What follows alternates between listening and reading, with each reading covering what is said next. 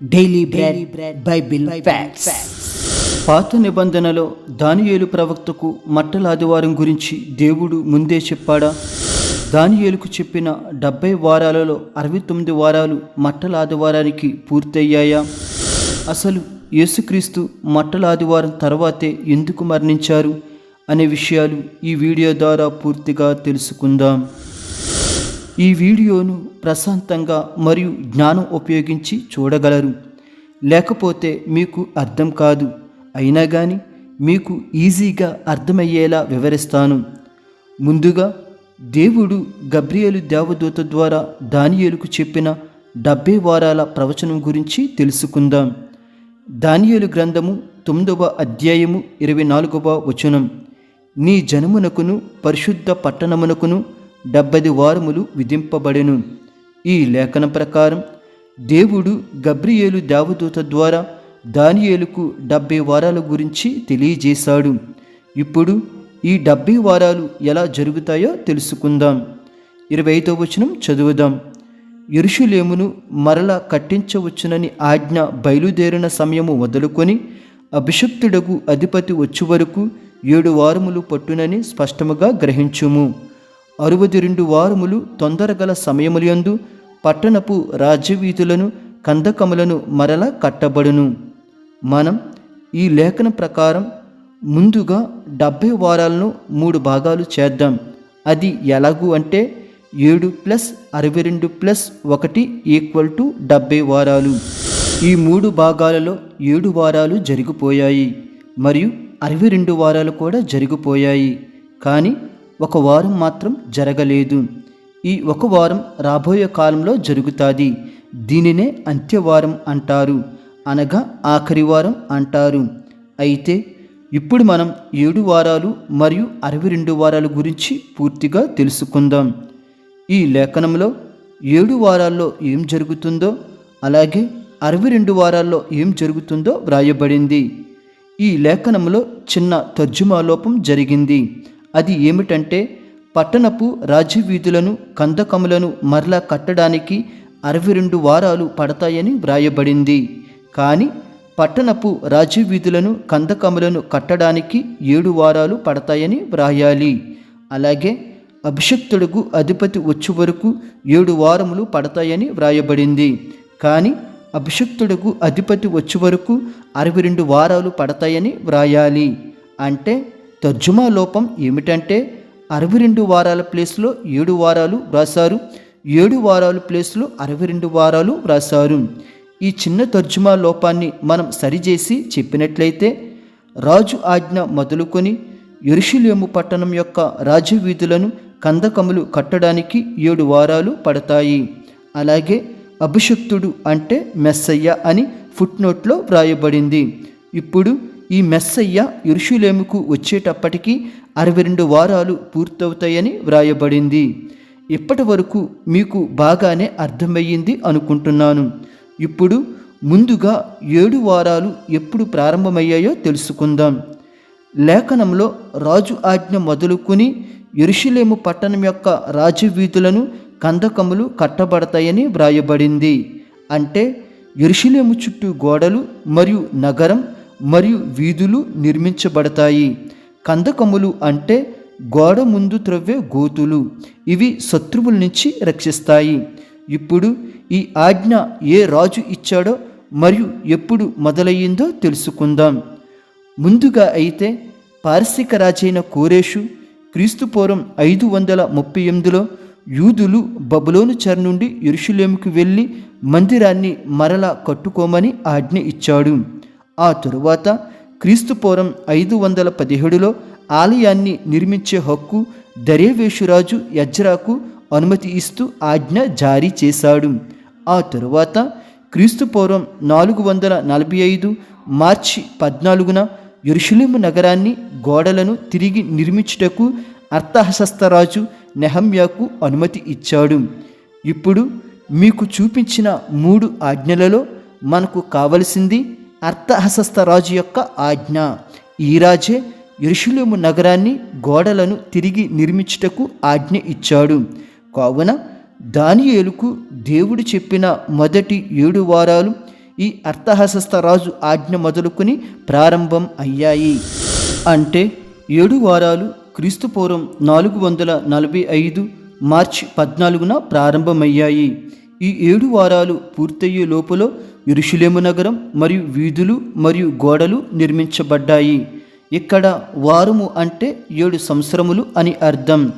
7 వారాలు అంటే 7 × 7 = 49 సంవత్సరములు. అంటే యెరూషలేము నగరం మరియు వీధులు మరియు గోడలు నిర్మించుటకు 49 సంవత్సరములు పట్టిందని అర్థం. వారము అంటే 7 సంవత్సరములు అని లేఖనాధారం ఏమిటంటే ఆదికాండం 29:27లో ఈమె యొక్క వారము సంపూర్ణము చేయుము, నీవిక 7 సంవత్సరములు నాకు కొలువు చేసిన యెడల అందుకే ఆమెను కూడా నీకిచ్చేదమని చెప్పగా, ఈ లేఖనం ప్రకారం వారము అంటే 7 సంవత్సరములు అని అర్థం. కావున 7 వారాలు అంటే 7 × 7 సంవత్సరములు = 49 సంవత్సరములు అని అర్థం. ఈ 49 సంవత్సరములోనే యెరూషలేము నగరం మరియు గోడలు నిర్మించబడ్డాయి. ఇంతటితో 7 వారాలు పూర్తయ్యాయి. ఇప్పుడు 62 వారాల గురించి తెలుసుకుందాం. ఈ 62 వారాలు మొదటి 7 వారాలు పూర్తయిన వెంటనే 62 వారాలు ప్రారంభమయ్యాయి. అలాగే ఈ 62 వారాలు ఎప్పుడు పూర్తయ్యాయి అంటే మెస్సయ్య యెరూషలేముకు ప్రవేశించినప్పుడు, అనగా మట్టల ఆదివారం రోజున యేసుక్రీస్తు గాడిద మీద యెరూషలేములో ప్రవేశించినప్పుడు పూర్తయ్యాయి. అది ఎలాగో ఇప్పుడు తెలుసుకుందాం. ఎగ్జాక్ట్గా దానియేలు చెప్పిన ప్రవచనం ప్రకారం మట్టల ఆదివారం రోజునే యేసుక్రీస్తు వచ్చాడనడానికి సర్ రాబర్ట్ అండర్సన్ అనే వ్యక్తి తను వ్రాసిన ద కమింగ్ ప్రిన్స్ అను పుస్తకంలో చాలా వివరంగా వ్రాసాడు. అదేమిటో ఇప్పుడు తెలుసుకుందాం. అర్థహశస్త రాజు యెరూషలేము నగరాన్ని మరియు గోడలను నిర్మించడానికి ఆజ్ఞ ఇచ్చింది క్రీస్తుపూర్వం 445 మార్చి 14న. ఈ తారీఖు నుంచి 7 వారాలు, ఆ తరువాత 62 వారాలు ప్రారంభమయ్యాయి. మొత్తం 7 + 62 = 69 వారాలు. ఈ 69 వారాలు మట్టల ఆదివారంతో పూర్తయ్యాయి. అది ఎలా అంటే 69 వారాలు అంటే వారానికి 7 సంవత్సరముల చొప్పున 69 × 7 = 483 సంవత్సరములు. 483 సంవత్సరములు అంటే 1,73,880 రోజులు. ఇక్కడ పురాతన యూదుల క్యాలెండర్ ప్రకారం సంవత్సరానికి 360 రోజులు లెక్కించారు. కావున లీపు సంవత్సరం ఇందులో పరిగణించబడదు. కావున 483 × 360 = 1,73,880 రోజులు వచ్చాయి. దీని ప్రకారం అర్థహశస్త రాజు ఆజ్ఞ ఇచ్చిన క్రీస్తుపూర్వం 445 మార్చి 14 నుంచి 1,73,880 రోజులు లెక్క కడితే ఎగ్జాక్ట్గా యేసుక్రీస్తు మట్టల ఆదివారం రోజున గాడిద మీద యెరూషలేములో ప్రవేశించినప్పటి రోజుకు సరిపోతున్నాయి. ఇది సుమారు క్రీస్తుశకం 32 ఏప్రిల్ 6కు సరిపోతుంది. అప్పుడే యేసుక్రీస్తు యెరూషలేములో గాడిద మీద ప్రవేశించాడు. ఈ మట్టల ఆదివారం తర్వాతనే, అనగా 62 వారాలు పూర్తయ్యాకే యేసుక్రీస్తు మరణిస్తాడని దానియేలు ప్రవచించాడు. దానియేలు గ్రంథము 9:26. ఈ 62 వారములు జరిగిన పిమ్మట ఏమీ లేకుండా అభిషిక్తుడు నిర్మూలము చేయబడును. ఈ లేఖనంలో అభిషిక్తుడు అంటే మెస్సయ్య. మెస్సయ్య నిర్మూలం అయిపోతాడని వ్రాయబడింది. అంటే మెస్సయ్య చంపబడతాడని అర్థం. ఎప్పుడంటే 62 వారములు జరిగిన పిమ్మట అని వ్రాయబడింది. ఈ 62 వారాలు మట్టల ఆదివారంతో పూర్తయ్యాయి. పిమ్మట అంటే తరువాత అని అర్థం.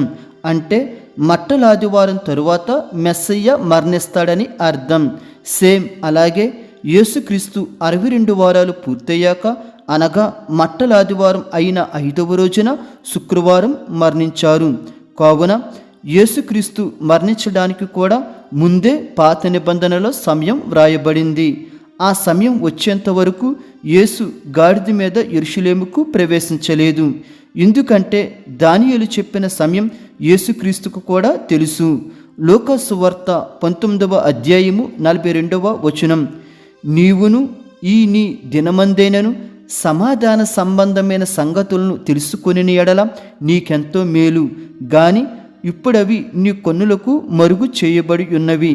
ఈ మాటలు యేసుక్రీస్తు యెరూషలేములో ప్రవేశించాక యెరూషలేమును చూస్తూ ఏడుస్తూ పలికిన మాటలు. అంటే 69 వారాలు పూర్తయ్యాక యెరూషలేములో ప్రవేశించినప్పుడు పలికిన మాటలు. ఈ రోజు గురించి దానియేలుకు దేవుడు ముందే చెప్పాడు. కానీ తన పితరుడైన దానియేలు చెప్పిన ప్రవచనం యెరూషలేము ప్రజలు ఈ దినం గురించి తెలుసుకోలేని గుడ్డితనంతో ఉన్నారు. ఈ రోజు గురించి వీరికి తెలిస్తే ఎంత మేలు అని యేసుక్రీస్తు ఏడుస్తున్నాడు. కానీ ఈరోజు వారి కన్నులకు మరుగు చేయబడింది. సమాధాన సంబంధమైన అని అంటే శాంతిని ఇచ్చుటకు మరియు రక్షణను అనుగ్రహించుటకు మెస్సయ్య వచ్చాడని యెరూషలేము ప్రజలు గ్రహించలేకపోయారు. ఈ లేఖనం ప్రకారం చూస్తే యేసుక్రీస్తుకు దానియేలు చెప్పిన తారీఖు గురించి ముందే తెలుసు. కానీ ఈ తారీఖు యూదులు గ్రహించలేకపోయారు. అందుకే ఈ 69 వారాలు పూర్తవడం కోసమే యేసుక్రీస్తు తన మరణం కంటే ముందు చాలా చోట్ల నా సమయం ఇంకా రాలేదని యేసుక్రీస్తు గారు పలు సందర్భాల్లో అన్నారు.